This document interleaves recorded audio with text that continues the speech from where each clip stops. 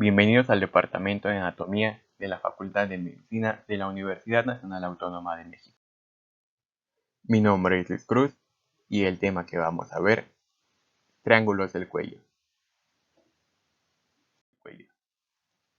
Los resultados de aprendizaje esperados son: describir de los triángulos del cuello, límites y contenido del triángulo posterior, triángulo occipital, homoclavicular, límites y contenido del triángulo anterior, triángulo submandibular, submentoniano, carotidio y muscular.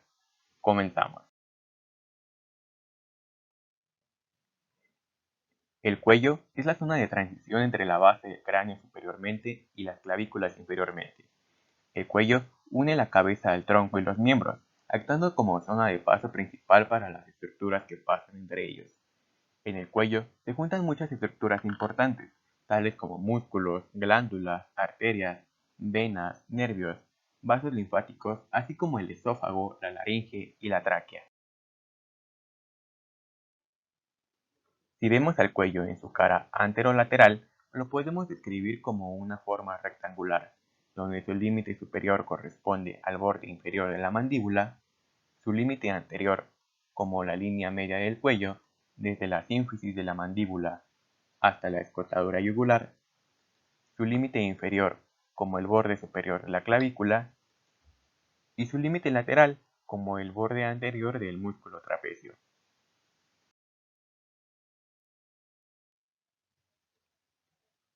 Para definir con claridad la localización de las estructuras, lesiones o patologías, el cuello se divide en triángulos. El músculo esternocleidomastoideo es un punto de referencia muscular clave del cuello, pues divide visiblemente cada lado del cuello en los triángulos cervicales anterior y posterior.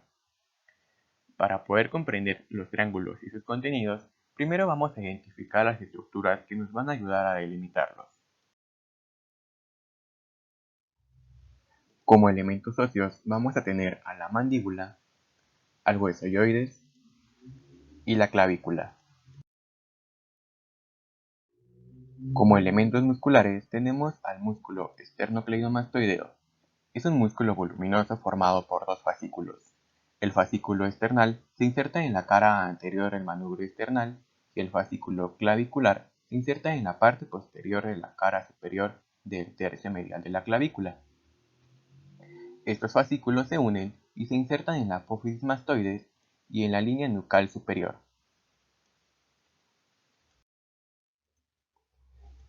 Aquí podemos ver el fascículo esternal, el fascículo clavicular y su inserción en la apófisis mastoides y línea nucal superior. Este músculo va a estar inervado por la rama lateral del nervio accesorio espinal.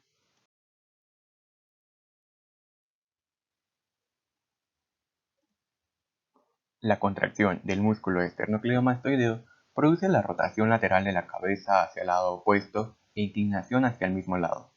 La contracción simultánea de los dos esternocleidomastoideos produce la flexión en la cabeza y la columna cervical. Cuando nos inclinamos hacia atrás, su acción tónica evita que la gravedad extienda la cabeza y el cuello.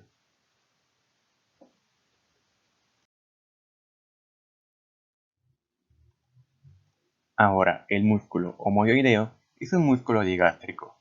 El vientre posterior se inserta en el borde superior de la escápula, medial a la incisura escapular, se dirige hacia adelante y hacia arriba para continuarse con el tendón intermedio.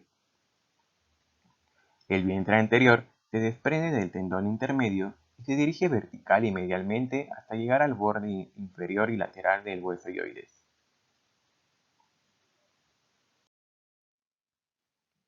Entonces, podemos ver su vientre posterior insertado en la escápula, el tendón intermedio y el vientre anterior en el hueso hyoides. Este músculo homoioideo va a estar inervado por los niveles C1 a C3 mediante un ramo del asa cervical. Ahora bien, el músculo digástrico presenta dos vientres reunidos por un tendón intermedio. El vientre posterior se inserta en la cara medial de la apófisis mastoides. El tendón intermedio interpuesto entre los dos vientres del músculo está fijado al cuerpo del hueso hyoides y a su homólogo del lado opuesto. mientras que el vientre anterior se dirige hacia arriba y adelante para fijarse en la cara inferior del tubérculo mentoniano de la mandíbula en la fosa digástrica. Podemos ver su vientre posterior insertado en la apófisis mastoides, el tendón intermedio en el hueso hyoides y su vientre anterior en la mandíbula. Este músculo va a tener una doble inervación. El vientre posterior está inervado por el nervio facial y el vientre anterior por el nervio miloioideo, originado del nervio alveolar inferior, rama del nervio mandibular, rama del nervio trigémino. El cuello también va a estar formado por los fascículos superiores del músculo trapecio. Este músculo se inserta en el tercio medial de la línea nucal superior, en la protuberancia occipital externa y ligamento nucal hacia el tercio lateral de la clavícula, acromion y la espina de la escápula.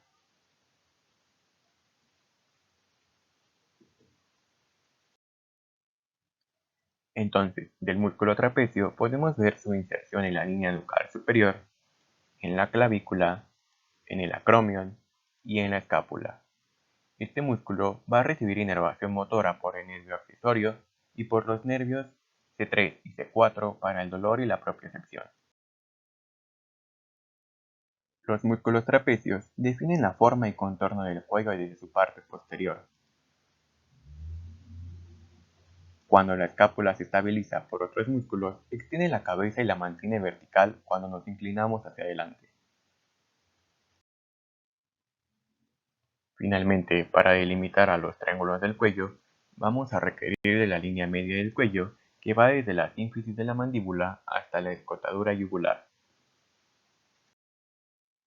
Ahora, si vemos todas esas estructuras descritas en conjunto, podemos distinguir un triángulo anterior y un triángulo posterior. Los límites del triángulo anterior van a corresponder anteriormente con la línea media del cuello.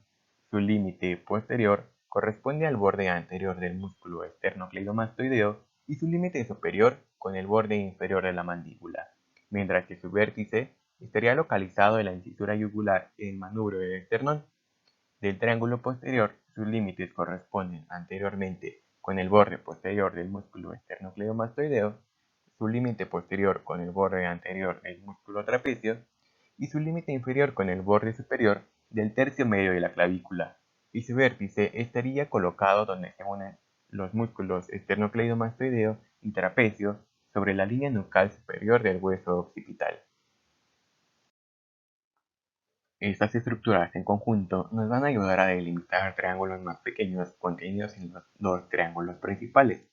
En el triángulo posterior vamos a encontrar un triángulo occipital entre el músculo esternocleidomastoideo, homoioideo y trapecio y un triángulo homoclavicular entre el músculo esternocleidomastoideo, trapecio y la clavícula, mientras que en el triángulo anterior vamos a encontrar un triángulo submandibular entre ambos vientres del músculo digástrico y el borde inferior de la mandíbula, por lo que también a este triángulo se le conoce con el nombre de triángulo digástrico.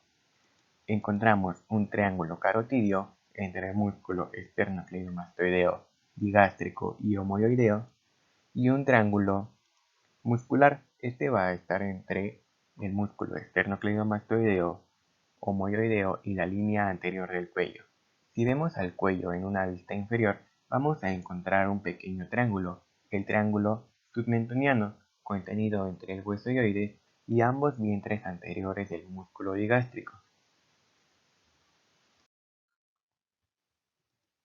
Si comenzamos a describir los triángulos contenidos en el triángulo posterior, vamos a comenzar con el triángulo occipital. Este triángulo occipital va a estar delimitado antero superiormente por el borde posterior del músculo esternocleidomastoideo, mientras que su límite posterior va a corresponder al borde anterior del músculo trapecio y su límite inferior con el borde superior del vientre inferior del músculo homoioideo. Si hablamos del contenido del triángulo occipital, vamos a ver que este triángulo se denomina así porque la arteria occipital aparece en su vértice. También vamos a encontrar a la arteria cervical transversa, parte de la vena yugular externa y que el nervio más importante que atraviesa el triángulo occipital es el par craneal número 11, accesorio. También encontramos los ramos posteriores del plexo cervical, troncos del plexo braquial y nódulos linfáticos cervicales. Ahora hablando del triángulo homoclavicular, vamos a ver que este triángulo va a estar delimitado antero-inferiormente por el borde posterior del músculo esternocleidomastoideo, que su límite superior va a corresponder con el borde inferior del vientre posterior del músculo homoioideo y su límite inferior corresponde al borde superior del tercio medio de la clavícula. Si hablamos del contenido del triángulo homoclavicular, vamos a ver que la porción inferior de la vena yugular externa cruza este triángulo superficialmente, mientras que la arteria y vena subclavia se encuentran en su profundidad, y dado que la tercera porción de la arteria subclavia se localiza en esta región, el triángulo homoclavicular normalmente se conoce como triángulo subclavio. También podemos encontrar a la arteria supraescapular, así como nódulos linfáticos supraclaviculares. Si comenzamos con la descripción de los triángulos contenidos en el triángulo anterior, vamos a comenzar con el triángulo submandibular. Este triángulo submandibular va a estar delimitado anteriormente por el borde superior del vientre anterior del músculo digástrico, mientras que su límite posterior corresponde al borde superior del vientre posterior del mismo músculo, y su límite superior corresponde con el borde inferior de la mandíbula. El suelo de este triángulo submandibular va a estar conformado por los músculos miloioideo e hiogloso y por el músculo constrictor medio de la faringe. Respecto al contenido del triángulo submandibular, vamos a ver que la glándula submandibular ocupa casi todo el triángulo, y a cada lado de la glándula submandibular y a lo largo del borde inferior de la mandíbula se sitúan los nódulos linfáticos submandibulares,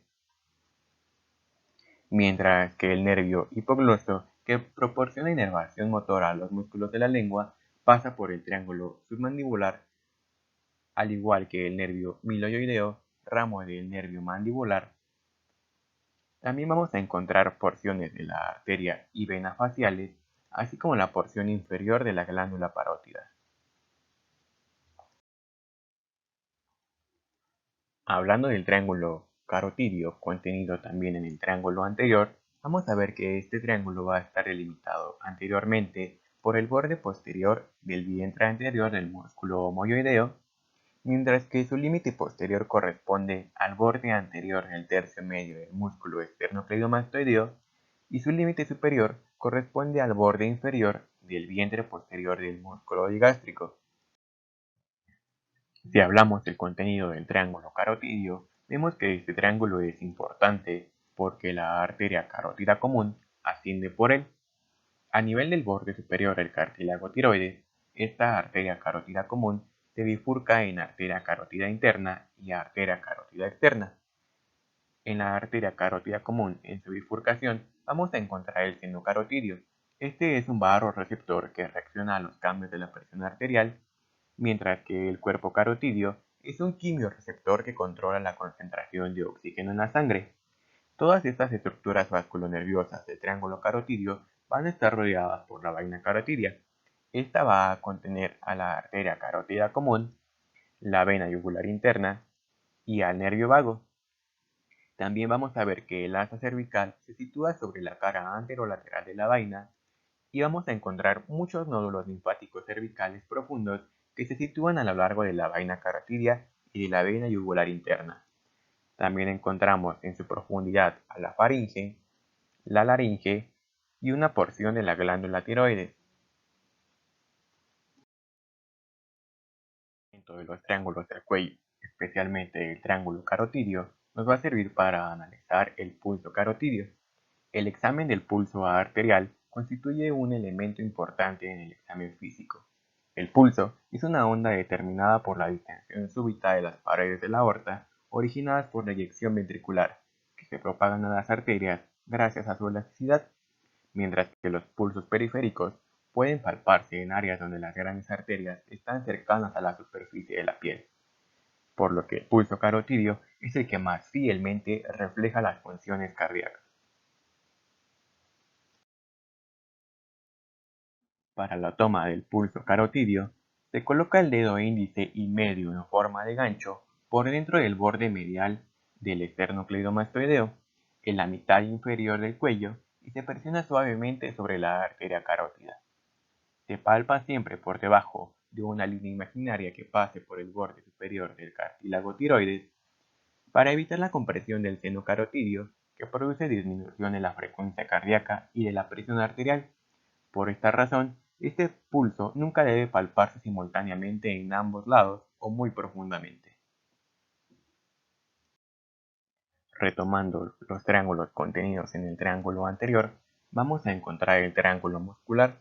Este triángulo va a estar delimitado anteriormente por la línea media del cuello, mientras que su límite posterior superior corresponde al borde anterior del vientre anterior del músculo homoyoideo y su límite posterior inferior corresponde al borde anterior del tercio inferior del músculo esternocleidomastoideo.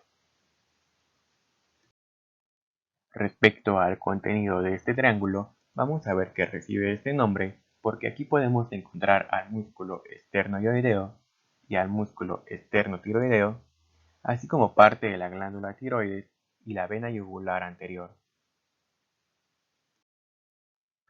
Finalmente, en el triángulo anterior vamos a encontrar el triángulo submentoniano. Este es un área suprayoidea y el vértice de este triángulo se encuentra en la sínfisis mandibular. El suelo del triángulo submentoniano va a estar formado por los músculos miloioideos que se unen en un rapé fibroso medio. Sus límites van a ser los bordes mediales del vientre superior del músculo digástrico de cada lado, mientras que su límite inferior corresponde al borde superior del cuerpo del hueso yoides.